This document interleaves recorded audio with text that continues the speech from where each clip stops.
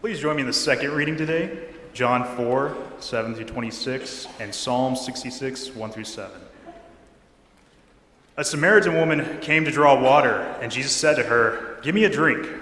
His disciples had gone to the city to buy food. The Samaritan woman said to him, "How is that you, a Jew, ask a drink of me, a woman of Samaria?" The Jews did not share things in common with Samaritans. Jesus answered her, "If you knew the gift of God and who it is that is saying to you, 'Give me a drink,' you would have asked him, and he would have given you living water." The woman said to him, "Sir, you have no bucket, and the well is deep. Where do you get that living water? Are you greater than our ancestor Jacob, who gave us the well, and with his sons and his flocks drank of it?" Jesus said to her, "Everyone who drinks of this water will be thirsty again. But those who drink of the water that I will give them will never be thirsty. Water that I will give them will become in them a spring of water gushing up to eternal life." The woman said to him, "Sir, give me this water so that I may never be thirsty or have to keep coming here to draw water." Jesus said to her, "Go, call your husband and come back." The woman answered him, "I have no husband." Jesus said to her, "You are right in saying, 'I have no husband,' for you have had 5 husbands, and the one you have now is not your husband. What you have said is true," the woman said to him. "Sir, I see that you are a prophet. Our ancestors worshipped on this mountain, but you say that the place where people must worship is in Jerusalem." Jesus said to her, "Woman, believe me, the hour is coming when you will worship the Father neither on this mountain nor in Jerusalem. You worship what you do not know. We worship what we know. For salvation from the Jews, but the hour is coming, and is now here, when the true worshipers will worship the Father in spirit and truth. For the Father seeks such as these to worship him, God in spirit, and those who worship him must worship in spirit and truth." The woman said to him, "I know that Messiah is coming, who is called Christ. When he comes, he will proclaim all things to us." Jesus said to her, "I am he, the one who is speaking to you." Now Psalm 66. Make a joyful noise to God, all the earth. Sing the glory of his name. Give to him glorious praise. Say to God, "How awesome are your deeds. Because of your great power, your enemies cringe before you. All the earth worship you. They sing praises to you, sing praises to your name. Come and see what God has done. He is awesome in his deeds among mortals. He turned the sea into dry land. They passed through the river on foot. There we rejoiced in him, who rules by his might forever, whose eyes keep watch on the nations. Let the rebellious not exalt themselves." My name is Jeff Klinger, lead pastor, and as we gather on this All Saints Day, we have the privilege of remembering saints and celebrating Holy Communion, and in the midst of all of that, also reflecting a little bit on not just the who we are and who God has created us to be, but also how we live that out as individuals and as a community. And so at this point, if there are any kiddos who want to step out with Allison for worship readiness, roughly 4 years old through early elementary school, they'll step out and do some reflection around the scriptures for the day and come back to join us as we celebrate communion and remember the saints both today. Over the last couple of decades now, the technology that exists to help us navigate through life has changed radically. Right? I imagine that many of you have experienced this, from the big Rand McNally road atlases that many of us still have tucked back in the seat back behind us, to the MapQuest directions that we could print out to take us from point to point, to the little GPS devices that sit on the dashboards of our cars and slide back and forth, tethered to the what used to be a cigarette lighter, to now that GPS technology being on all of our phones and many of our dashboards built into the car systems themselves. And it's fascinating for me to watch people talk about and reflect on the way that this technology has changed and how excited they are about it, right? Do you remember when the first person that you knew had a smartphone with that GPS technology on it and they were just almost unbearable, like showing you all the things that it could do? And the first person who had one of those dashboard mounted things when you got in the car with them and they were kind of bragging about how cool that technology was, right? When we try to get from here to there, In that literal sense, people are so excited about the changes in technology and how they can deploy those. And then I wonder, well, what about with our faith life? I mean, how have the last couple of decades brought changes for you in terms of how you engage the Scriptures, how you live in relationship with God and with others, how you seek to love God more fully and to love your neighbor as yourself? Now, I don't mean to poke too much at this, but I think about the invitations I've been extending over the last year as a congregation for you to regularly bring your Bible with you to worship. And it seems like we're still struggling to engage that technology a little bit, right? Like, printing press was so 500 years ago, and technology has evolved so much. Yet when we think about our faith journeys and what it looks like and what it means to move from here to there as followers of Jesus, it seems that in general we're less excited than we are about many of the other things that we have in our lives. And so this morning we begin a conversation about what it looks like and what it means for us as followers of Jesus to be intentional as we head towards 2020 about growing from here to there. Understanding that each of us have a different starting point or are at a different point on our journey currently. Everybody's here is likely different, but the there to which we're called is similar for all of us. Often we talk about going on to perfection. Sanctification is a big Christian word for that. But maybe the question is just, how do we love God and love neighbor a little bit more next year than we have this year, than we did last year? Now, the local church, in any context, is at its very heart an outpost of or an extension of the church universal, Christ's body in the world, right? And so Topeka First United Methodist is this tiny little blip on the global radar screen of Christ's body, but together we have said, we're going to be the church. We're going to pool our resources, all that we are and all that we have, we're going to use to pursue Christ's mission in the world together. That's the local church. And so as individuals, we come together to be the church seeking to share God's love in the world around us. Our mission at Topeka First United Methodist is that of the United Methodist Church, to make disciples of Jesus Christ for the transformation of the world. And as an extension of that, we understand our purpose to be, or our vision related to that being, that if we're doing that, making disciples and transforming the world, we're going to increasingly be a community of Jesus followers that connect and grow and serve for the good of the city, with the hope that our difference-making experience, abilities in the world are an extension of and an outgrowth of our faith. All right, so how do we do that, right? As followers of Jesus, we have talked over the last year about 5 rhythms for seeking to live. Regular worship, group life, living as generous givers, as servants, and as storytellers. And every time we preach and talk about worship, to some extent, I acknowledge that there's this preaching to the choir that happens, right? Like, you are here in worship this morning, but my hope would be that some of you can reflect a little bit today about where your here is and where your there might be as we head into the coming year. Now, our worshiping life together is a challenge, I think, in many ways, in especially mainline churches in 21st century. Our congregation did what many congregations did over the last number of decades. We had this excellent traditional worship experience that has choir and has bells and organ, and we love that. And then some decades ago, we began to say, but not everybody likes that, right? And so we launched a service that has a band and has drums and has guitars, and people will gather. They're worshiping right now with that musical expression, and they love that. And some like a little more intimate and stripped down, and so we do that on Sunday mornings in the chapel, 45 minutes, not quite the pomp or circumstance as this. But what we've done, and what many churches in many places have done, is say inadvertently to those who gather for worship, we're going to provide you with a product that you like.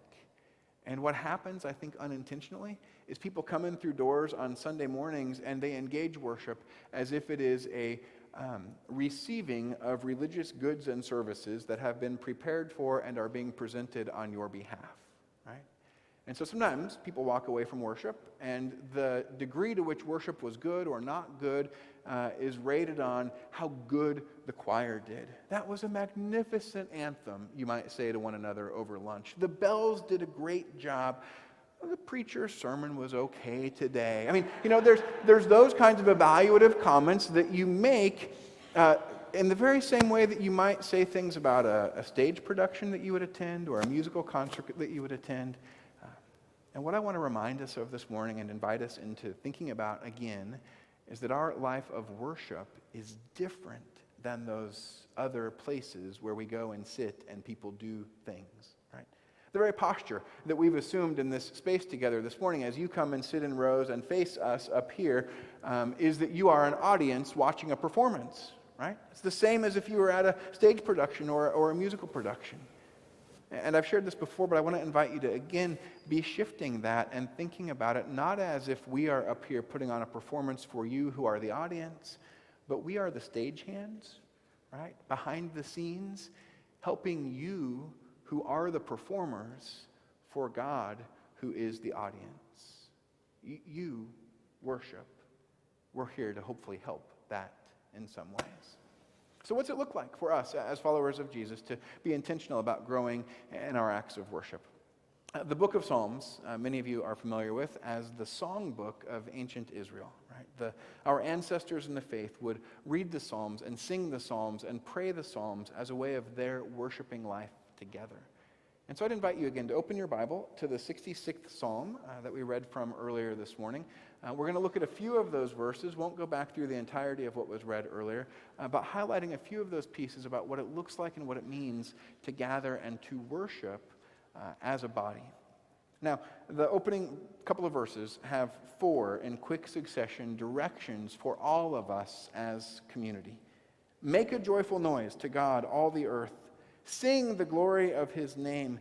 Give to him glorious praise. Say to God, how awesome are your deeds. Did you catch all of those?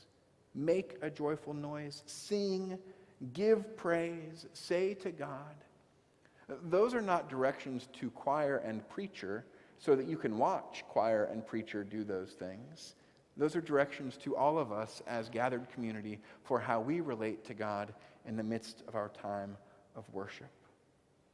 In verses 5 and 6, then, there is this invitation that is extended, and with it, the reminder of from where that invitation comes. Come and see what God has done. He is awesome in his deeds among mortals. He turned the sea into dry land. They passed through the river on foot. Come and see. That same invitation existed in the text that was read from John's Gospel, if you caught it. Come and see. Now, for some of you, I realize maybe it's been a long time since you've been in church. Maybe you've never been in worship and are here as a guest. That come and see might be about learning for the first time something new about God and how God is at work in the world. For many of us, the come and see is about remembering something that we knew in the past about God's saving work in history. And it's in that 6th verse that the foundation of that is given again, right? For our ancestors of the Hebrew faith, the Exodus story and God freeing God's people from slavery in Egypt was a foundational piece of that story. He turned the sea into dry land and they passed through the river on foot. God was at work to save God's people. And we celebrate what God has done. We celebrate what God is doing, and we celebrate what we can trust God will continue to do in the world and in our lives. When we worship, it is a remembering and a learning, a come and see what God is doing. And now sometimes I get questions from folks. I often get them following a funeral of a family member. I found this is probably the most frequent place for that conversation to happen.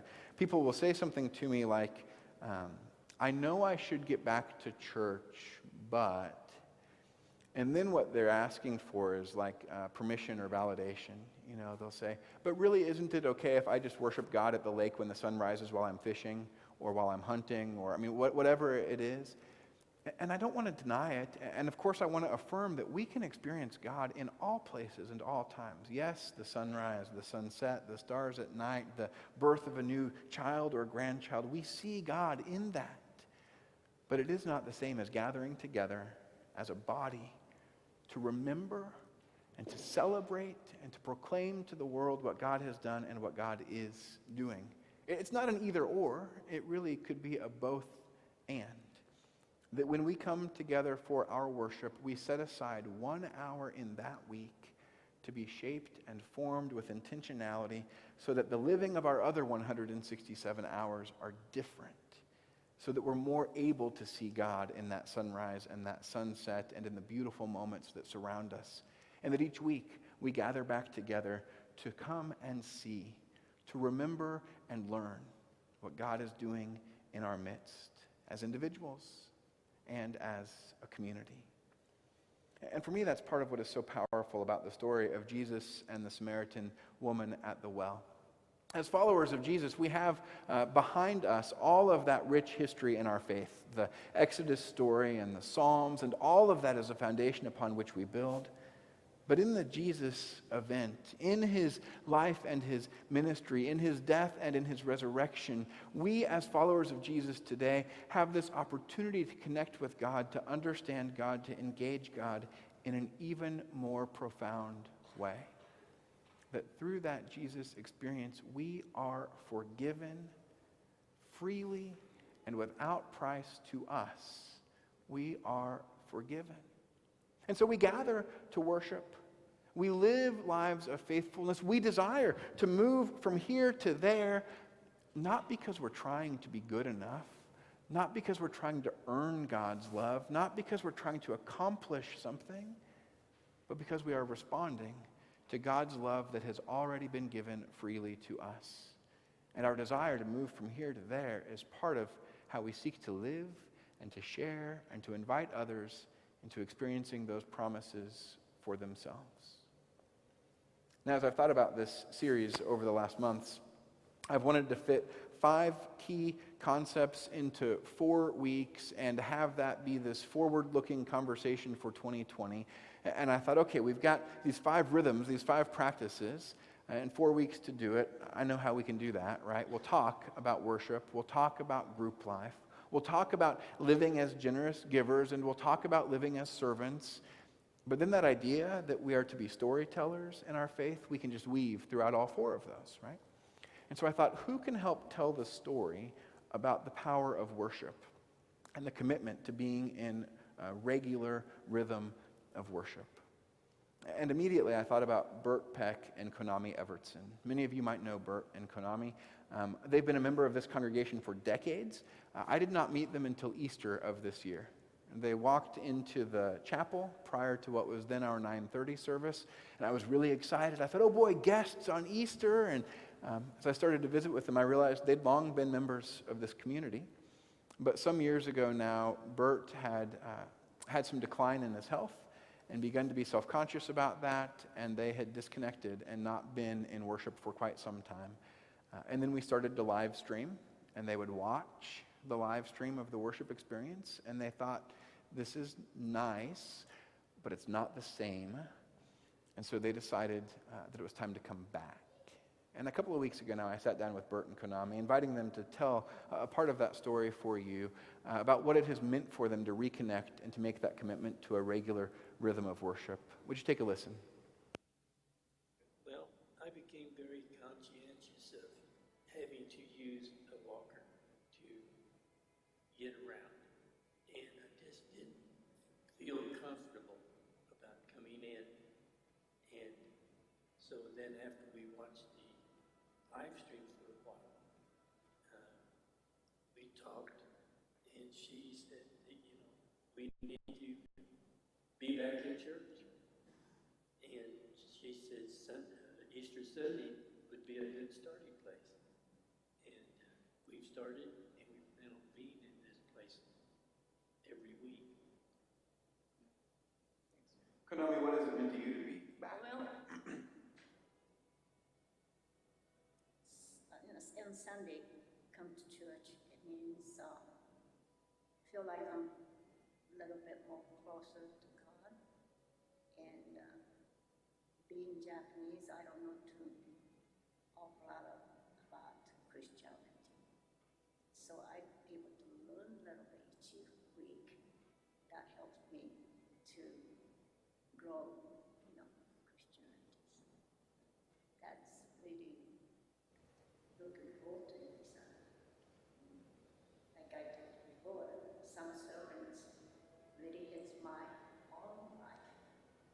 And that if you remember those sermons and accordingly, I can go on to that.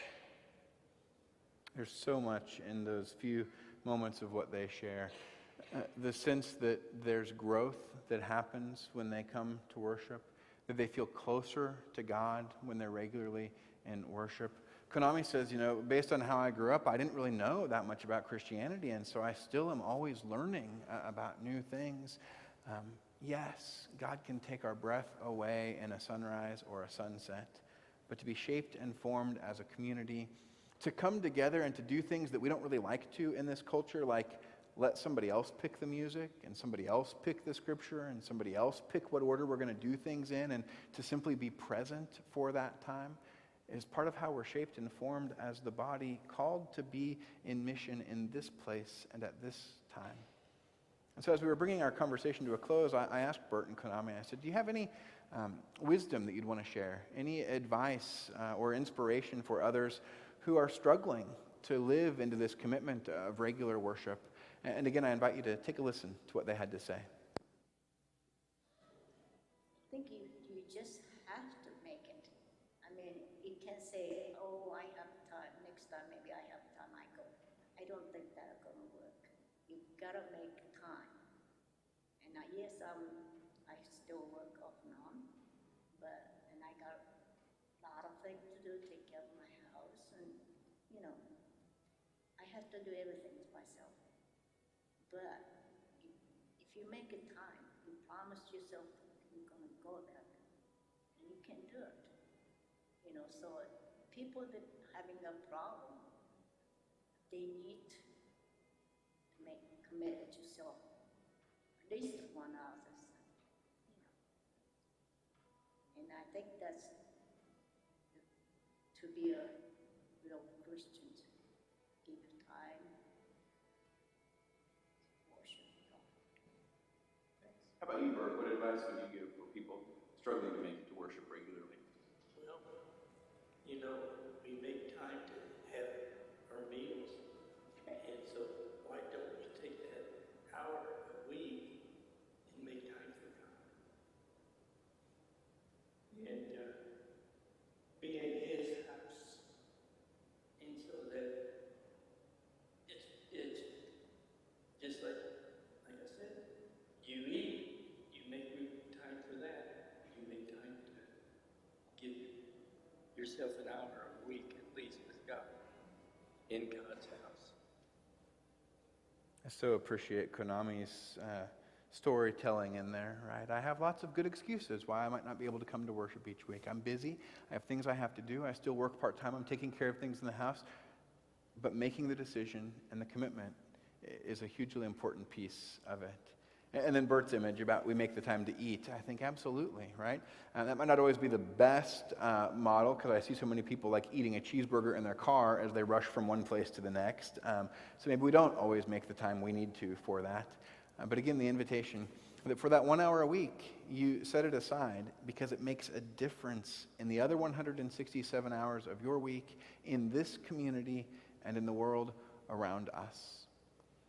And so on this All Saints Sunday, we remember those 14 persons who are named on that index card in your bulletin this morning. And in a few moments, we're going to light a candle in remembrance of each one of them. And we're going to give thanks to God for the lives that they lived.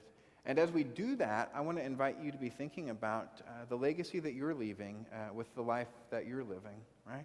At some day, at some point, each of our names will be listed. Maybe some of us who are gathered here now will be on next year's All Saints list. And so how are we committing to be intentional about moving from here in our lives as followers of Jesus to there, wherever the there is that Christ is calling us. I would suspect, again, that the here and the there is different for each of us. If you're a guest with us this morning, the next step for you might be simply to come back another time, to continue exploring who we are and what it means to be connected here. If you're a person who comes with some regularity, but really not that frequently and only when it's most convenient, and a next step for you might be to just set a pattern of intentionality. What will be your goal in 2020 for how you engage with the rhythm of worship? And maybe if you're here pretty regularly but still kind of flake out or get distracted, or, what would it look like to say, I'm going to be there every week in worship, whether I'm sick or out of town, I'll be there. My prayer, again, for each of us as individuals and for all of us as community is that we increasingly are growing in a trust and an understanding of Christ, who offers us that living water, a living water that changes us, that allows us, like the woman at the well, to live differently and to go and to tell others, hey, come and see. Come and see this Jesus who is the Messiah. Come and see this living water that is offered. Come and see this difference that it has made in my life. Because maybe it can make a difference in your life as well. May we continue to be a people who are shaped and formed in the story of Christ's love for us, that we might share that with the world around us.